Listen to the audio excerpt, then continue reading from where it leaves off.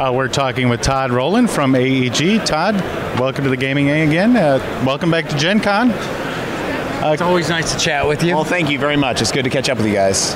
And I think first off, on a side note, just want to say congratulations on the birth of your daughter. Thank you very much. Thank you very much. We're completely excited. She is definitely our princess. So we're not going to talk about games. Let's just talk about kids. I'm sure the gamers at home will love hearing people recite about. I can show pictures. Yeah, there we go. We'll just hold them up to the camera. Yeah, we'll hold up my iPhone. So I only do that to people I corner and look at the pictures of my kid. Look. And they're like, oh, what am I supposed to say?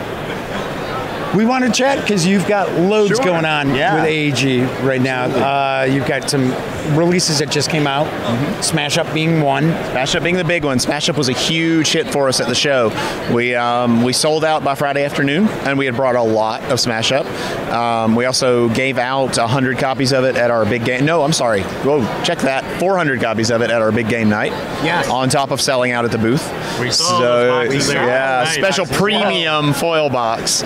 So we're very excited about how Smash Up was received, and we're really looking forward to seeing how it does once it's in retail in a few weeks. It'll be in there very shortly. Well, our review should be up just about the point of time it is hitting retail. Fantastic. So we should have the review up probably about a week, 2 weeks or so. Perfect timing. Yes. You guys are on it. We like to plan things that way. Yes. And we do have an expansion in the works for Smash Up for the end of the year, December, January possibly. We're not trying to rush out a lot. It's going to be a small expansion. It's only going to have like 4 more factions. But we're going to try and release things a little slower for Smash Up than we have been. We're starting to get into a nice cycle of several game lines, and we can kind of put a little more time into development, put a little more time into production. The cool thing about Smash Up is that it's such a relatively simple game at its core that we've developed probably 20 factions already just on our own. Mm-hmm. Wow. And we're pretty happy with how all that's going. So we have jumped forward in time. And a few feet. Yes. Look of it. Todd, for anyone not familiar with Smash Up yet, can you give a brief game description of it? Sure. Just very quickly, you take 2 factions, each with a different theme and mechanical focus. You draft together the 2 of them, you shuffle them into one deck, and you have a new deck with a new theme and effect. So if you put dinosaurs with pirates, you get dinosaurs that move around a lot. If you put dinosaurs with zombies, you get dinosaurs that come back from the graveyard a lot. If you put zombies with pirates, you get guys that come back from the graveyard and move around a lot. So you can see there's lots of different interactions between the 8 possible combinations. Well, actually, there's 28 possible combinations, but 8 factions. Right. And so it's got a lot of replay value. It plays fast. The actual rules for a turn are very simple. There's only 4 things to do, but all of the strategy and tactics come from the cards themselves, which is where a lot of the neat gameplay comes from. People will all of a sudden bust out a 5-card combo they didn't think they were going to do when they started the turn, and there's a whole lot of, oh, wow, I just did that, And you'll look at what your opponents are doing, and you'll think, man, his ninjas are really cool. If I could put his ninjas with my dinosaurs, man, I'd have dinosaurs jumping out of the bushes at people. That'd be really awesome. So there's a lot of chances to mess around with the game and try different things. And it's what you're terming a shuffle building game. Yeah, we came up with the term shuffle building. Basically what you do is you draft the 2 decks, you shuffle them together, and hey, you've built the deck. Woo! So setup time is very long, unfortunately. Yes, very long. And since you have to divide your deck into 2 piles when you're done, it takes a long time to break down too, But no, it's actually very quick, very fun, and we've had a great reception to it here at Gen Con. Talking about some other new items that, of course, this is on the horizon, we're also looking at some releases in the City State of Tempest series. There's 3 separate games, and they're all based in the same setting, but all completely different games. Yes, absolutely. They're all in what we're calling it a shared world. It's basically a fictional city. It's not a fantasy city. It's a fictional city. Canals, very Venetian style city. You have this cast of characters that basically appear across the games. And if you see a character in one game and he's kind of a jerk and he makes your opponent discard things, if there's a different game with a slightly different mechanic, He'll still be a jerk. He's going to mess up your opponents, but in whatever way fits that game. Right. Now, what's neat about it is that we have the 3 games in the setting that look at different parts of the city, tell different parts of the story. Instead of letting the players tell the story like we do with Legend of the Five Rings, we're actually going to let the game designers tell the story. So we have a whole resource that tells them about the whole cast of characters, the city, the things going on in the city. It gives them actual tools like textures and fonts and things they can use to actually make prototypes and stuff like that using the characters, so that they could look at the city and say, I really think it'd be cool to explore what happens, say, during like carnival season. So I'm going to make a game about something going on then. Could be boat races, could be a party at one of the nobles' houses, and the intrigues that go on there and stuff like that. So there's a lot of freedom for the designers to just create a game about almost anything in the city. We're going to review them, find the good ones, find the gems out of it all. Make sure that they give some continuity to it. You can't have a character that someone else killed in a game as the climax of a game. This character gets killed. Well, you can't have them running around again in the next game in the series, but we're going to be the gatekeepers and kind of let this be their playground to try a lot of new things. A nice sandbox for the designers to play around in. Exactly. That's exactly what we were going for. Talking about some of the lines that are already well known from AEG. You have a new release for Nightfall. Yes. We're big fans of Nightfall. Thank you very much. Yes, we have Dark Rages that just came out recently. We're going to be following that with Crimson Siege very soon. That's going to sort of wrap up our 3-part European storyline. Dark Rages is more in the Paris, London kind of area. This moves it more to Italy, Rome, the Vatican specifically, being an important place in this whole war in the night. And then for Thunderstone, we just had Caverns of Bane come out, which has been received very well again here. And we have more planned for the future of Thunderstone as well. Thunderstone Advance. Moving ahead. Just want to mention, Elliott and I had an opportunity to sit down and play an invite-only demo for Upper Deck's Marvel Legendary card game that's coming out, deck building game. And just to let you know, they are big fans of Thunderstone.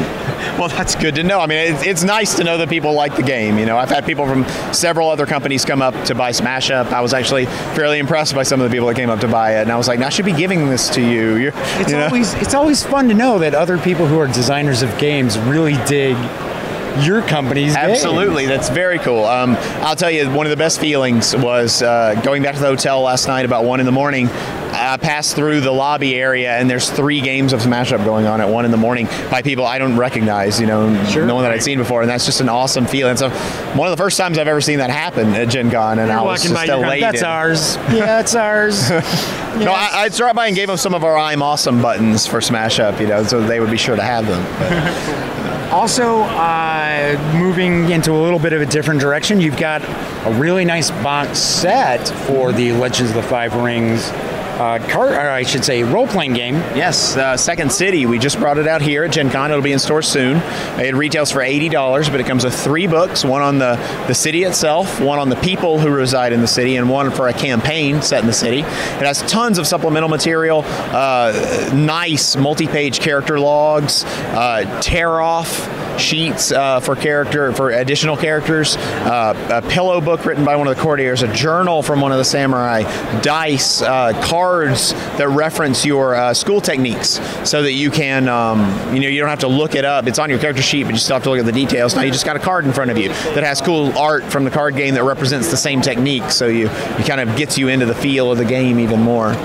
And eliminates a lot of downtime having to flip, because nothing takes you out of a role-playing experience as having to crack open the book to look something up. Right. When you want to use your school technique to, crack some Oni's head open, you don't have to look up how many dice you want to roll. You just want to grab the card that shows the crab cracking the Oni's head open. Oh, I'll roll 3, and go for it, right? And that just keeps people going and keeps them into the game. And, the Five Rings role-playing game has really seen a revival since we did 4th edition. People really got into it. A lot of the old players came back into it. We held an event here, the Second City role-playing event night, that was the whole ballroom was full. Every table was packed with people wanting to play. I don't have an exact number other than it was a lot. And we were just very, very happy. We had that many people who just were happy to come and sit and play L5R for a while. I will be the first one to point out that I want to say L5R, the RPG, as well as the card game. I think the card game's awesome. the RPG is one of the most impressive role-playing games that I experience. Well, thank you. All credit goes to Sean Carman. He's our head of development on the RPG, and he really loves the world. He's the lead story writer for the card game. You think about somebody writing this world for so many years, you would think the well would start to run dry, but no, Sean absolutely loves this world, loves the characters. He cares about what the people enjoy and what they don't, and you can really see that his heart gets put into the book. I mean, he gets excited like a little kid every time you get a final and hand it to him, like, here's the book, John, and he's jumping up and down even though he wrote the thing. He's just excited to see it. So. It's always top quality. It's always very, very good and very entertaining. Thank you all. Thank you. Speaking of L5R, what's going on with the card game? Well, we just had a preview release of Seeds of Decay here. That's the latest expansion. It'll be in stores very soon. The storyline in the CCG right now kind of reflects the Second City box set in that they're colonizing the Ivory Kingdoms that they thought were empty, but they're not quite empty. And that's the struggle. We're not appreciating these all these samurai moving in. Yes, your culture is wrong. We need to change it all. Yes, but that all's going on. There's big storyline events going on here. We're celebrating our 10,000th card tonight. We're having a big party. 10,000 distinct cards, and they made a special 10,000th card with 5 different art, or actually 6 or 7 different pieces of art representing big moments in the history of the game.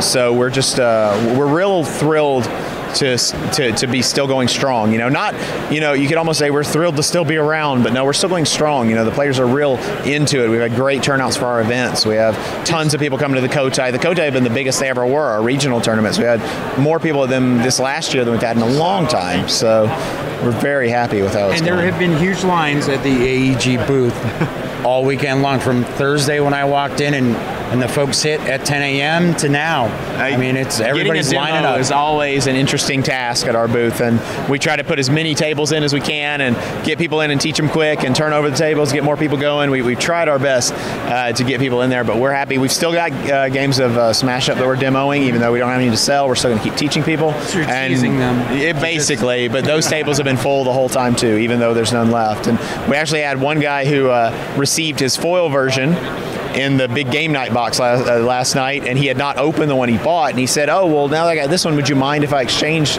your other one for something else? And I said, certainly, just come by tomorrow. He comes by today, I'm standing here, he says, hey, I'm the guy who wanted to change this. Literally from the moment it touched my hands, a young lady was right there and put her hand on it and said, can I buy this? And I said, yes, it's sold. Mine. So it was fantastic to see people that into it. And you guys also have the most awesome bag at Gen Con. We do have the most, I'm going to show it. We have the big bag. This is our big giant bag, 10,000 cards commemorated on one side and Smash Up on the other. Shuffle building for awesome people. So that is our big giant bag, complete with shoulder strap and everything. Exactly. But yes, we have loved the bags. Carry your kids in that bag. Oh yes, you can smuggle just about anything you want in that bag. So not that I would recommend that. But. Yes. Finally, Todd, I know you've got so much going on here, so we don't want to dominate too much of your time. Well, that's fine. Any last words about AEG? What's going on? Maybe something that's out or coming down the pipe that you haven't mentioned yet? Well, we've got a lot of things planned for 2013 that we can't actually get into yet. We're still have to be a little tight-lipped because you never know what's going to happen. Well, you told us off camera. Right. Yeah, of course. But I can tell you that at Essen this year, we are going to be at Essen in full force. I'll be there, so for any of you on the other side of the pond that want to come say hi, come see me at the booth. We are going to have a surprise Essen release. It's a new board game that is not related to any of our existing titles or Tempest or anything coming up. Our intent right now is to not tell anybody about it except the fact that it's going to be there. So make sure that you come to the AEG booth and you're one of the first ones to try it. I think you're going to really like it. It's a good, quick demo. It's a fun game. We were playing it the other night and we were having a great time with it. So definitely come to our AEG booth at Essen and check out our new release before anybody else. I'm going to shoot for an exclusive here. Todd, will it be in a box? It will indeed be in a box. It is smaller than a bread box. You heard it here first. Yes. Scooby-Doo the card game, I'm telling you. Exactly. I wish that IP was available. Thank you so much, Todd. Thank you, guys. I appreciate it. Thank you for spending so much time on us. Thank you for writing about us. We greatly appreciate it.